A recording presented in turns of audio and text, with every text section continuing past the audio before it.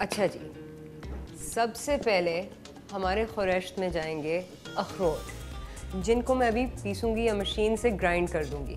उसके बाद फिर मैं एक शीरा बनाऊँगी जिसमें अखरोट और पानी का मिलाप होगा, थोड़ी सी चीनी जाएगी, और फिर मैं ये जो खूबसूरत अनार का जूस है उसके काफ़ी सारे टेबल स्पून डालूँगी, जिससे इस फैसनजून में मज़ा आता है।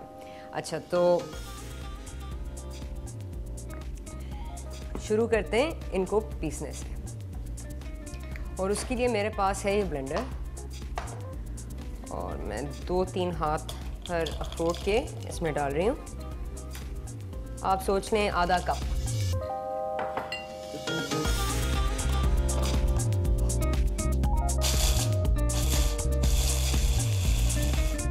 अब आपने इनको काफ़ी बारीक पीसना है, इनको ज़्यादा से ज़्यादा बड़े सिर्फ पीस नहीं होने चाहिए, वरना वो मुंह में आते हैं और फैसनजून की जो नफासत है वो ख़त्म हो जाती है।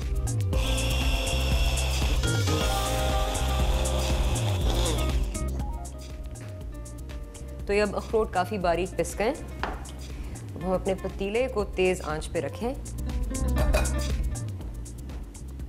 तेज़ आंच पे रखकर पिसे हुए अखरोट पैन में डाल दें। अब इनमें कोई 2 टेबल स्पून पानी डाल दें। इसमें थोड़ा सा चम्मच मिलाएं। आपको चम्मच हिलाते हुए अखरोटों की खुशबू आएगी और ये पतीले पे चिपकना शुरू हो जाएंगे। इसको बस थोड़ा सा भूनें और कोई 100 मिलीलीटर पानी शामिल कर दें। ये अखरोट मैदे जैसे होते हैं, तो इनको पकाना होता है और अच्छी तरह पानी के साथ मिलाना होता है, वरना डलियां बन जाती हैं। और जब ये एक पेस्ट बन गया हो, 100 मिलीलीटर पानी और डाल दें। जब ये मिक्सचर उबलना शुरू हो जाए, चीनी के 4 टेबल स्पून डालते हैं। अब आप इसको चम्मच से हिलाते जाएं जब तक चीनी पूरी तरह घुल ना जाए। ये ख्याल ज़रूर रखें कि ये अखरोट का जो मिक्स है ये जले ना। जैसे चीनी घुल जाए, आप अनार का जूस लें और इसके 5 टेबल स्पून इसमें मिला दें।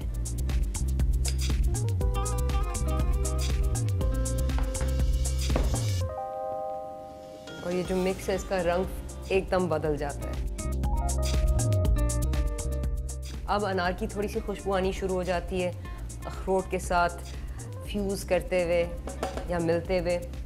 लेकिन जब तक रंग बिल्कुल गुलाबी या गहरा गुलाबी ना हो जाए, आप थोड़ा सा और अनार जूस मिलाते जाएं। तो हमने 5 टेबल स्पून उस वक्त डाले, अब हम 3 और डालेंगे इस वक्त।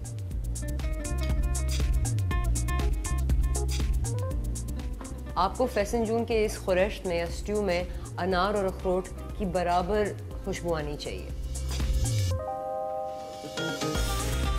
इसका रंग बदल रहा है। फिर 3 और टेबल स्पून अनार जूस के आप बीच में शामिल कर दें।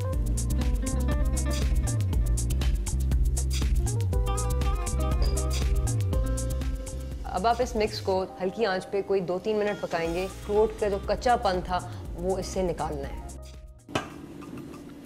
अच्छा जी, अब क्योंकि खुरैश्त भी बन गया है, मुर्गी भी गल गई है, अब इन दोनों को फ्यूज़ करना है या इनका मिलाप करना है। तो उसके लिए मैंने एक बड़ा पतीला इधर रखा है, जिसके नीचे मैं एक तेज़ आंच ऑन करूँगी। और फिर ये जो मुर्गी पक गई है, इसको पीस बाय पीस इस पतीले में रखकर खुरैश्त बाद में मिलाऊँगी। और हम ये इसलिए कर रहे हैं क्योंकि मुर्गी के जितने जूस हैं वो सारे इसमें नहीं जाएंगे, वरना बहुत भारीपन आ जाएगा खुरैश्त में। तो ये है बहुत डेलिकेट मामला। तो अब मुर्गी और प्याज को दूसरे पैन में डाल दें।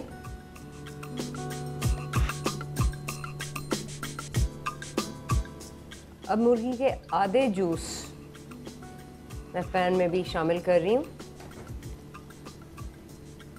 कि इसका पूरा नीचे वाला हिस्सा कवर हो जाए। अब जैसे ही उबलना शुरू होता है, आप 2 चम्मच खुरैश्त के इसमें मिला दें। देखें कितना खूबसूरत रंग। मुर्गी को मिल रहा है।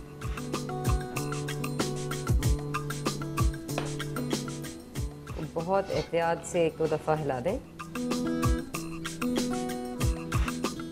और फिर बकाया सॉस चम्मच बाय चम्मच इसमें मिलाते जाएं।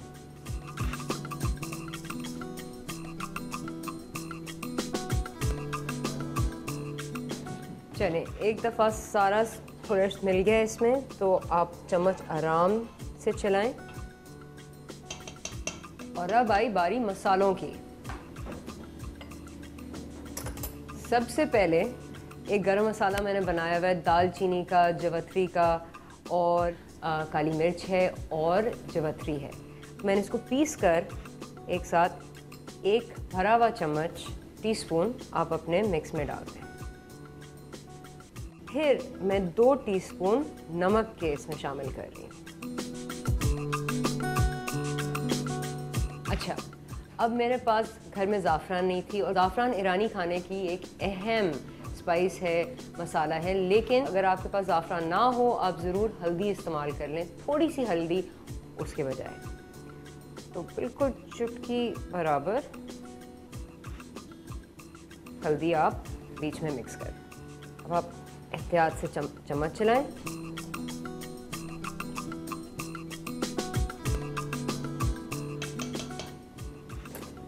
और अब ऊपर से 3 टेबलस्पून अनार जूस, और आखिर में आधे नींबू का जूस भी।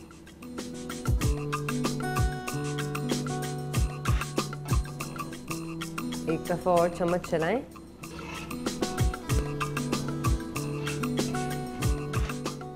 बस अब ढकना दे दें और इसको 10 मिनट के लिए हल्की आंच पे पकाएं।